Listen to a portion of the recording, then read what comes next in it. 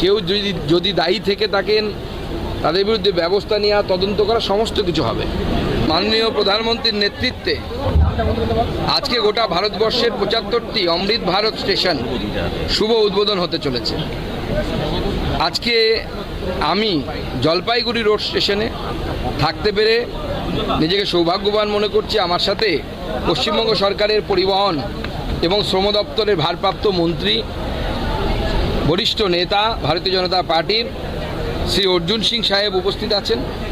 আমাদের জলপাইগুড়ির সাংসদ ডক্টর জয়ন্ত রায়, যার ঐকান্তিক প্রচেষ্টায় এই জলপাইগুড়ি স্টেশন, রোড স্টেশন অমৃত ভারত স্টেশনের শিরোপা পেয়েছে এবং তার শুভ উদ্বোধন হচ্ছে, তিনিও আমাদের মাঝে উপস্থিত আছেন। এবং বিভিন্ন বিশিষ্ট ব্যক্তির উপস্থিতিতে এই অমৃত ভারতের শুভ উদ্বোধন আজকে মাননীয় প্রধানমন্ত্রী শ্রী নরেন্দ্র মোদীজির হাত ধরে হবে এবং এটা আমাদের জন্য খুব সৌভাগ্যের বিষয়। এর আগে কোনো প্রধানমন্ত্রী এইভাবে প্রান্তিক জেলাগুলোর জন্য ভাবেননি। প্রথমবার নরেন্দ্র মোদী সাহেব এমন একজন প্রধানমন্ত্রী হয়েছেন যিনি এই প্রান্তিক জেলাগুলোর কথা ভেবেছেন, এই জেলার স্টেশনগুলোর কথা ভেবেছেন, এই জেলার সাধারণ গরিব খেটে খাওয়া মানুষ যারা এই স্টেশনগুলোকে ব্যবহার করেন তাদের দৈনন্দিন সুখ সুবিধের কথা ভেবেছেন। স্টেশনে এলে যে সুখ সুবিধাগুলো প্রয়োজন হয় সেই জন্য মাননীয় প্রধানমন্ত্রীকে এবং মাননীয় রেলমন্ত্রী শ্রী অশ্বিনী বৈষ্ণব সাহেবকে আমাদের তরফ থেকে আমরা অনেক অনেক ধন্যবাদ জানাবো। বিশেষ করে পশ্চিমবঙ্গে যে আশীর্বাদ, সরকার হওয়ার আগেই পশ্চিমবঙ্গকে ১০০-র বেশি অমৃত ভারত স্টেশন মাননীয় রেলমন্ত্রী, মাননীয় প্রধানমন্ত্রীর নির্দেশে দিয়েছেন। এটা একটা বিরাট বড় প্রাপ্তি। দেখুন, আগামী দিনে যদি অমৃত ভারত স্টেশনকে ফেজ 2 বা ফেজ 3 শুরু হয় তাহলে অবশ্যই সেখানে পশ্চিমবঙ্গের অংশগ্রহণ থাকবে। শুধু তো অমৃত ভারত স্টেশনই নয়, অলরেডি হাই স্পিড রেলের কথা ঘোষণা হয়েছে, ইস্ট ওয়েস্ট করিডোর, যার মাধ্যমে গুজরাট এবং পশ্চিমবঙ্গকে জুড়ে দেওয়া হবে। শিলিগুড়ি থেকে উত্তরপ্রদেশ পর্যন্ত হাই স্পিড রেল করিডোর তৈরি হবে। অর্থাৎ রেলওয়েকে নিয়ে আমাদের সরকার, কেন্দ্র সরকার, এখন তো রাজ্য সরকারও অত্যন্ত সিরিয়াস এবং সেই জন্য আমরা ইউপিএ আমলের তুলনায় আমাদের বাজেটকে 3 গুণেরও বেশি বৃদ্ধি করেছি। আমি আমার ভাষণেই আপনাদেরকে উদাহরণ দিয়েছি, 2009 থেকে 14 ওই সময় প্রতি বছর 4,300 কোটি টাকা করে পেতাম আমরা, সেটাকে নরেন্দ্র মোদীর নেতৃত্বে 26-27-এ 14,000 কোটিতে আমাদের সরকার নিয়ে গেছে। এটা তো মাননীয় প্রধানমন্ত্রীর বিশেষ ভালোবাসা বা স্নেহ পশ্চিমবঙ্গের প্রতি।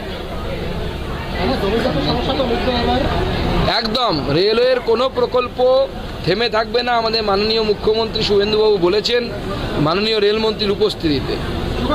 আজকের এই বিশেষ দিনে মুর্শিদাবাদের ট্রেন দুর্ঘটনায় মৃত্যু হল।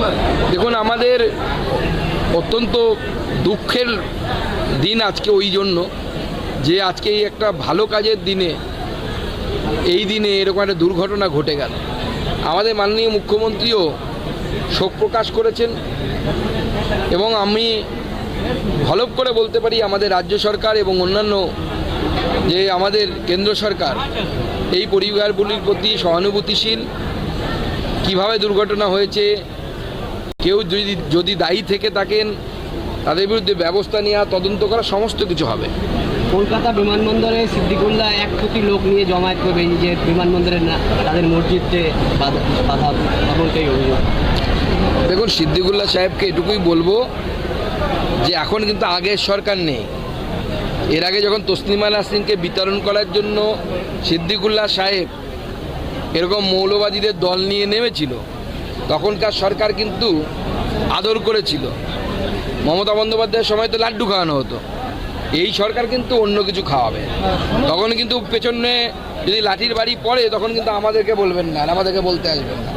ঋতব্রত শিবিরে এখন প্রাপ্ত বসু সহ আরও হেভিওয়েট মন্ত্রী, প্রাক্তন মন্ত্রীরা কি বলবেন? ঋতব্রত শিবিরে প্রাপ্ত বসু সহ আরও প্রাক্তন মন্ত্রীরা, যে কোথায় কে কোন শিবিরে যাবে আমাদের কোনো ইন্টারেস্ট নেই।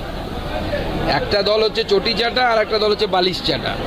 যে যেদিকে পাচ্ছে যাক, কোনো অসুবিধা নেই। আমরা কি, ওরা লড়াই করে আগে জিতে নিক, তারপরে পরের ইলেকশনে যারা জিতে আসবে দুইজনের মধ্যে যে তৃণমূল জিতবে, চটি বা বালিশ, আমরা তাকে হারাবো।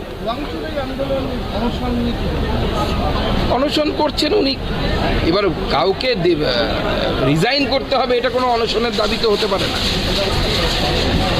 আমাদের সরকার নিটের রেজাল্ট বের করে দিয়েছে, অনশন কেন করছেন না করছেন সেটা উনিই বলতে পারবেন।